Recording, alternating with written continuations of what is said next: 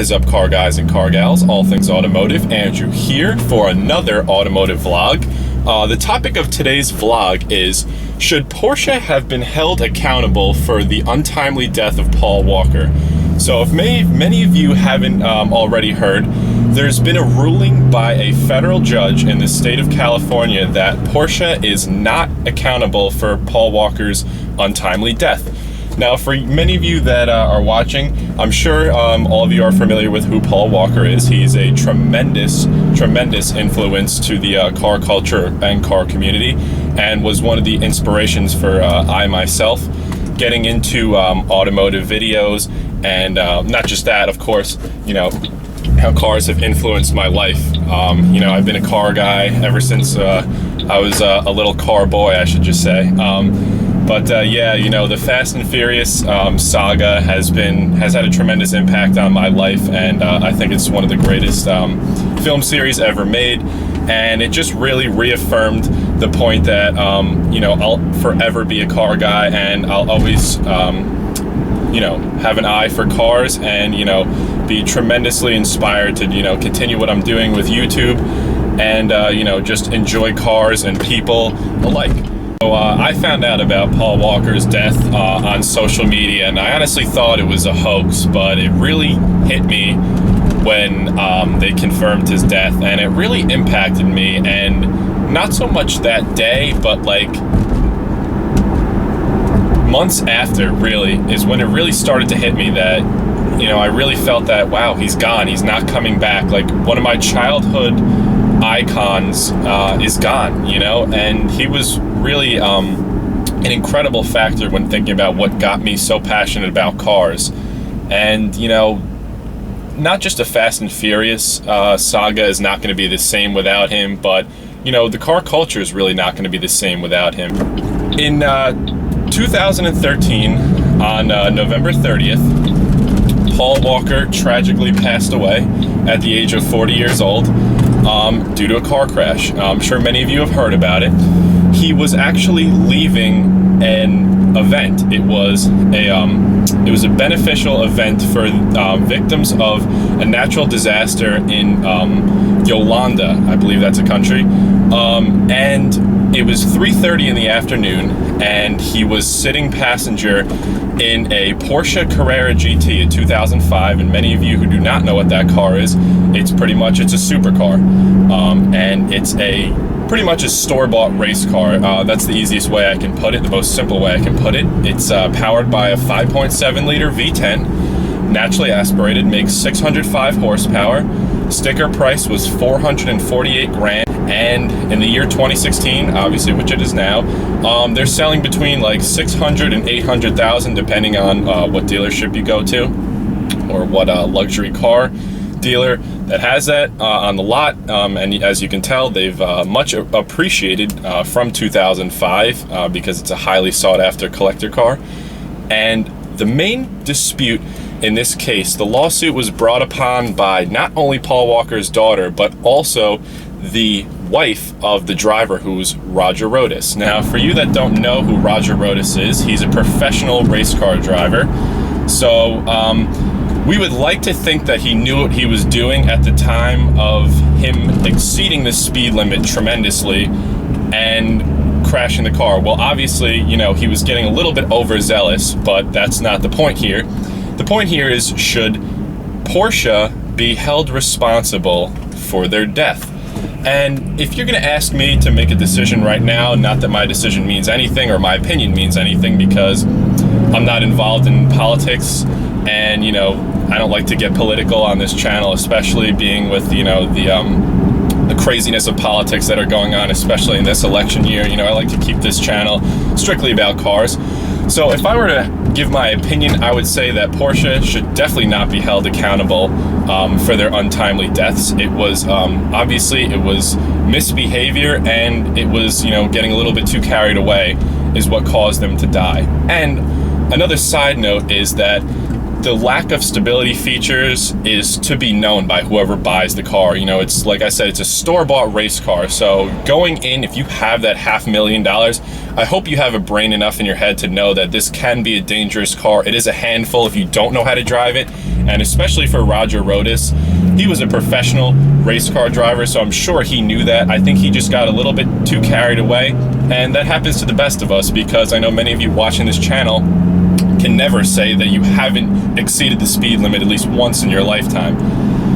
We all do it. I mean, it is obviously it's frowned upon by whatever state you live in, by the law and everything like that, but you know, we're not doing it with the intention to be cruel or to put anyone's life in danger. It's because we either don't know that we're subconsciously doing it, that, oh, you know, I'm going 2 miles an hour over the speed limit, I just hadn't glanced at my speedometer, I didn't know, or you want to have fun, you have a fun car. Many of us get carried away, and can you blame Roger Rodas?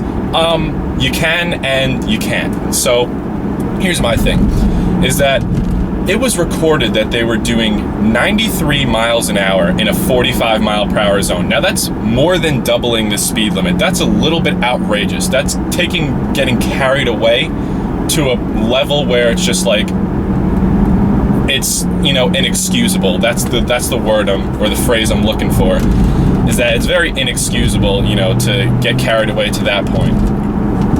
I could see maybe exceeding the speed limit by a little bit, and I can understand how easy it is to get carried away in a car that does 0 to 60 in 3.5 seconds and 0 to 100 in less than 7 seconds. But to go 93 in a 45, especially around a curve, they hit a curb, I'll get into that, is, you know, very irresponsible, especially when you have a passenger with you. And I get he's a professional race car driver, but there's a bunch of factors that need to be considered too. They were riding on 9-year-old tires, 9-year-old tires. So the reason we have vehicle maintenance is for your safety, and so that, you know, you preserve the longevity of your car. It's not just because the manufacturer wants to have you spend as much money as possible and put more money in their pocket, or, you know, really take you to the cleaners. It's not that way at all. They recommend that you change your tires, you change your brakes, you know, you keep it up to date so that your life, you know, can be preserved. You know, driving an automobile is a very dangerous thing, don't get me wrong, you know, and safety is very important to me, and, you know, we should all take that into consideration before we do anything, because, you know, in the eyes of most people, a car is just as dangerous as a gun. You know, more people die in automotive accidents than they do by getting killed by firearms, you know?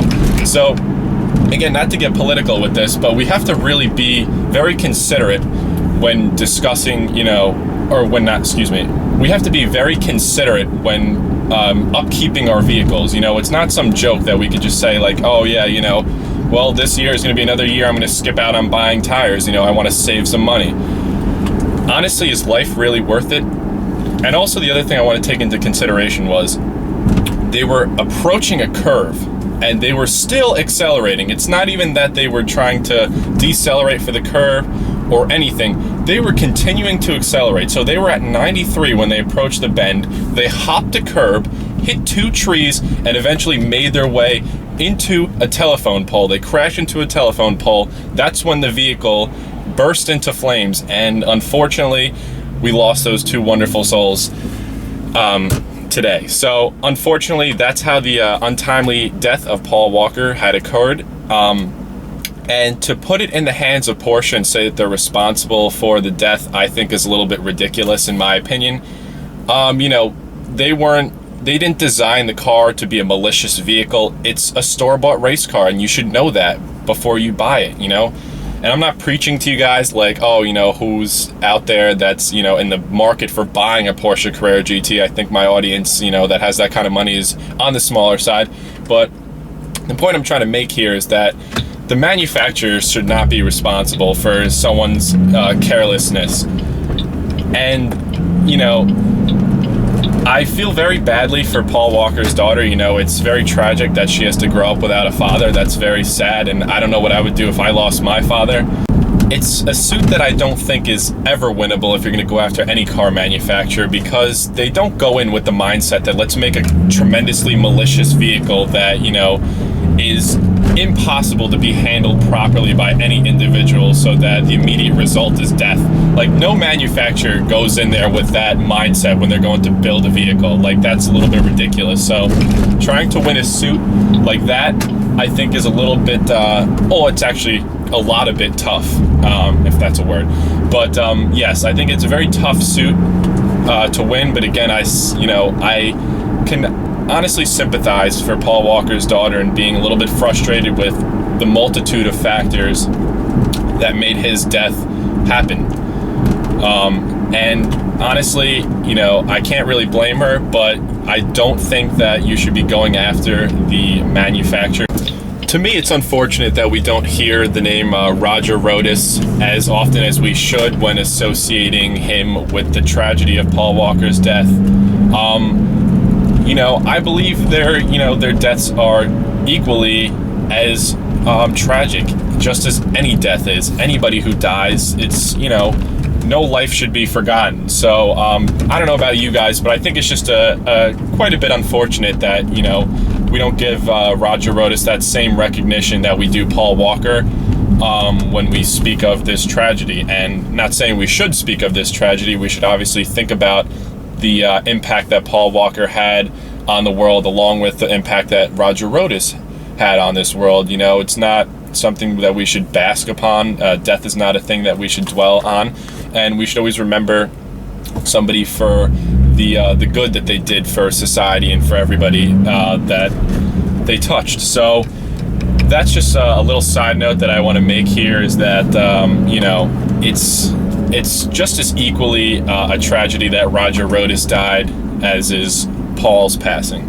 So let me know what you guys think about this whole ordeal about Porsche winning the lawsuit that was brought on upon them by the victims of the crash that happened with Paul Walker and Roger Rhodas. Leave your feedback in the comment section. That would be much appreciated. If any facts were misrepresented, please correct me. I encourage that kind of thing.